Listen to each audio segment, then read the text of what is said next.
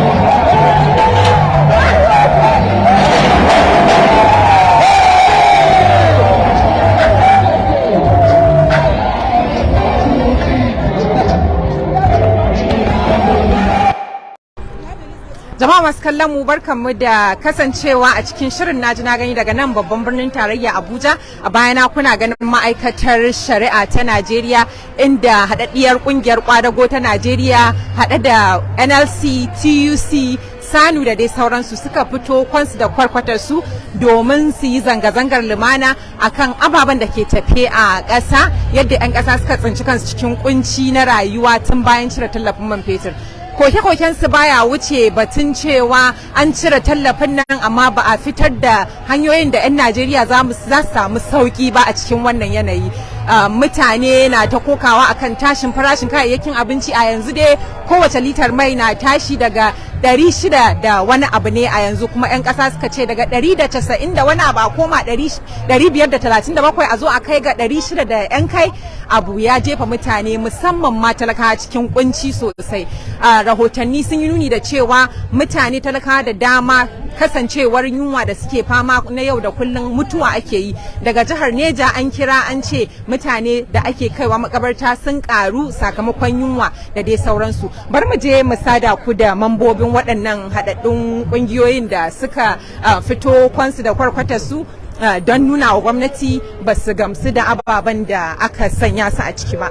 A yanzu dai za mu kai mu je gaba inda akwai shugabannin waɗannan ƙungiyoyin ƙwadago ta Najeriya don su yi magana da mu akan ababen da ya fito da su a yau. Mun yi magana da waɗanda suke wakilai ne daga ƙungiyoyi da dama kuma sun ce za su sama.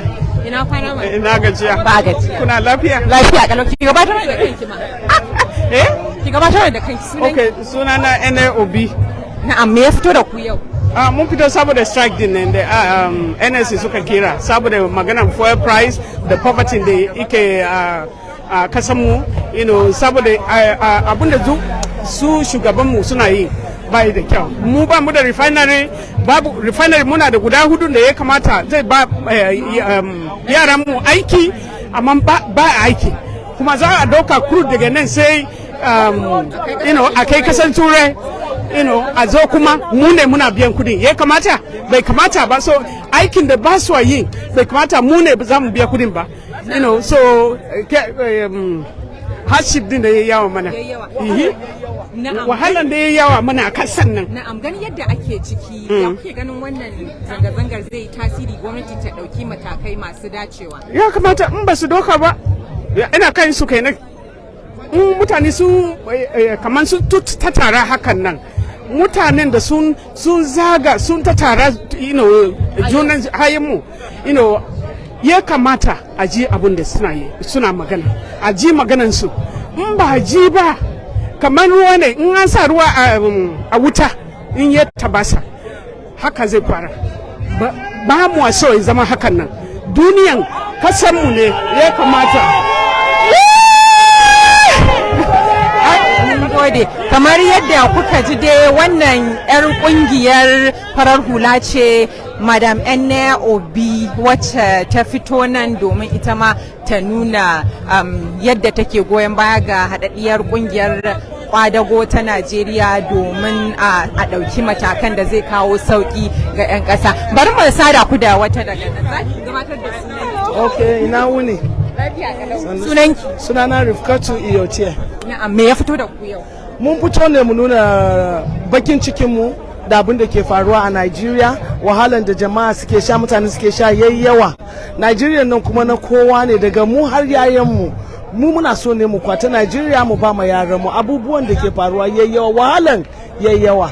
Sai kin ma je kauyuka ki ga abubuwan da ke faruwa kauye, abinci ma da kyar. Ibin abincin da mu muke yi a nan Najeriya da ba sai an shigo da shi daga kasan waje ba, a mu saye su ma damuwa ne. Shi yasa muna so mu yi magana da gwamnati su tashi su saurara su ji mutane, domin gwamnatin nan na mutane ne. Mutane suka sa su gurin, kuma ya kamata su ji mutane. Na'am, wani tasiri ke ganin wannan zanga-zangar taku za ta yi gwamnati ta sauya alƙibla? Domin sun nuna mana cewa idan mun yi magana su namu ne, kuma shi shugaban kasa ya ce yana filin zafin da jama'a ke filin. So muna ganin idan mun yi magana zai iya jin mu, amma idan bai ji mu ba, yadda muka fito na muna da shugabanni, za mu koma daga baya mu sake shiri mu ga menene ya kamata, wani hanya za mu bi da su, amma dai mun tabbata za su ji mu. Na'am, daga ƙarshe wani sako ɗaya kike da shi ga gwamnati da saura 'yan ƙasa da ke cikin kunci? Ya kamata mu haɗa kai mu gyara kasar mu. Kasan nan ta riga ta lallace. Ni da nake girma a karama ba haka take ba. Mu ana ce mana cewa za ta fi kyau in muka yi girma, amma kuma da lallacewa take. Saboda haka gwamnati ta haɗa kai da jama'a a zanna a gyara kasar nan, saboda mana daɗin zama dukanmu. Na'am, ki sake gabatar da sunanki. Sunana Rifkatu Iyotiye. Mamban Ratawo. Mun gode kwarai da gaske. Kamar yadda kuka ji dai bakin waɗanda suka halarci wannan guri, a bayana za ku ga mutane ne barkatai wanda suka fito kwansu da kwarkwata su ɗaruruwa su zo su yi magana da gwamnati akan halin da 'yan ƙasa ke ciki. Za mu ci gaba da sada ku da waɗanda suka halarci wannan guri a yanzu, wanda za su yi mana magana akan ababen da ke tafe a cikin ƙasa, yadda suke son gwamnati ta sauya alƙibla. Akwai ƙungiyoyi kamar SANU wanda na manyan ma'aikatan jami'o'i ne, akwai NUT wato ƙungiyar malaman makarantun firamare da sakandare da dai sauransu. Za mu sada ku da mutane da dama wanda za su iya magana da mu. Bari mu je wannan gefen.